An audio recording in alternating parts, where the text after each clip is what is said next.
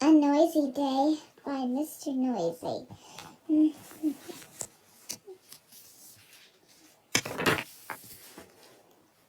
Hello, I'm Mr. Noisy. Sorry, I'll try to whisper. It was very, very difficult being quiet for me. You see, I just can't help being noisy. Everything I do noisily. For instance, I went to the cinema the other day and I bought a bag of crisps to eat during the movie. Well, each bite I took sounded like 800 milk bottles being smashed to smithereens. Nobody could hear the film. Believe it or not, I was trying to eat them quietly. And I couldn't, and I have to leave the cinema. There was a time I went to a library to read a book. Now, you would have thought that reading a book is one of the greatest things you could do. It probably is. That is, unless you are like me. Went my shoes as I tiptoed around the library looking for a book. With the book when I put it on the table. Scratch with the chair when I hold it in. Rustle with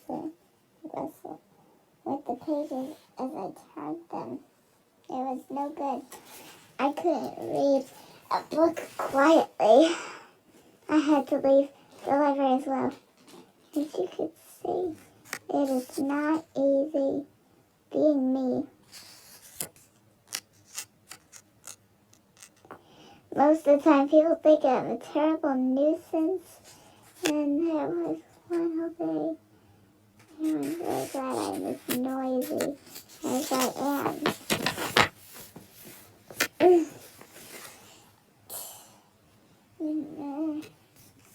It was the day that I went to the seaside. I caught the bus to bottom of the hill below my house.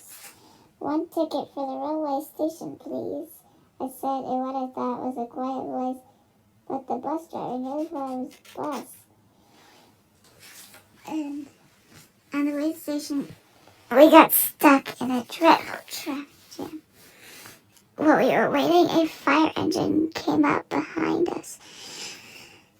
They were trying to get to a fire but couldn't. They couldn't get through because their siren was completely broken. I hopped on the fire engine. Out of my fire engine coming through, I yelled in my loudest voice, which is very, very loud.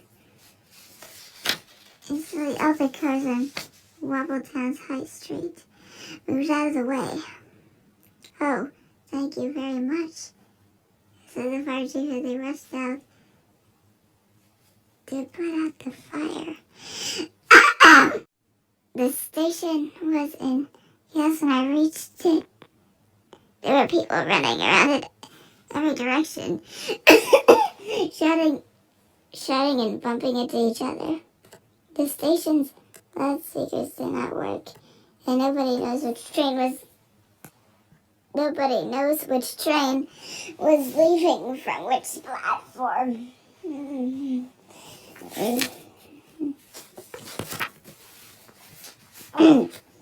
I went up to the station master, who was looking very worried.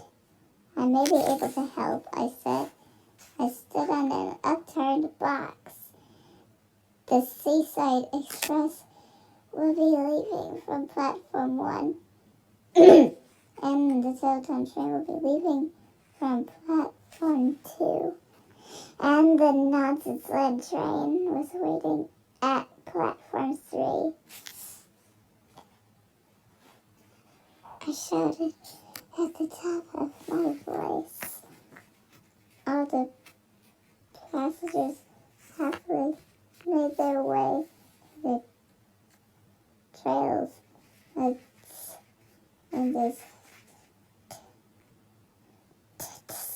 station master smiled at me. It's not very often as recipe, after I just shouted at the top of my voice. Thank you very much, he said.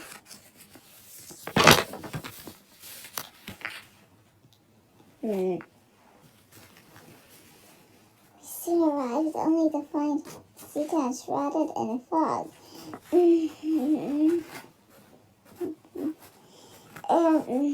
It was so sick that if I had a nose, I would hardly be able to see it on my face.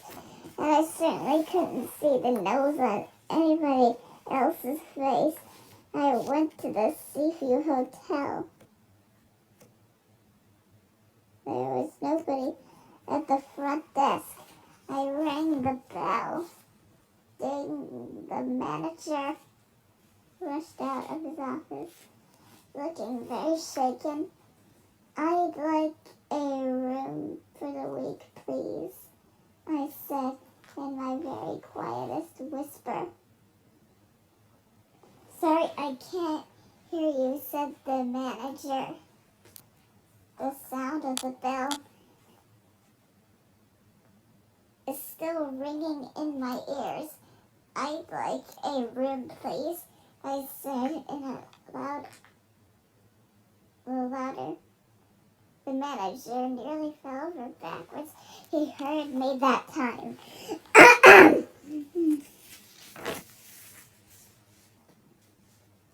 After I went down to the beach, it was still very foggy. As I walked along, a man who was running at the beach bumped into me. Oh, I'm sorry, said the man, but I'm in terrible rush. I'm the lighthouse keeper and the foghorn, and the lighthouse is broken. I don't know what to do. I said, and smiled. I'm sure you can guess what I did next. That's right.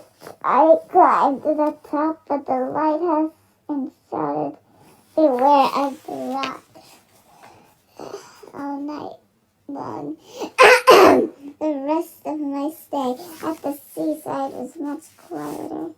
You'll never guess why, but I'll tell you. Oh, my shouting had made me lose my voice.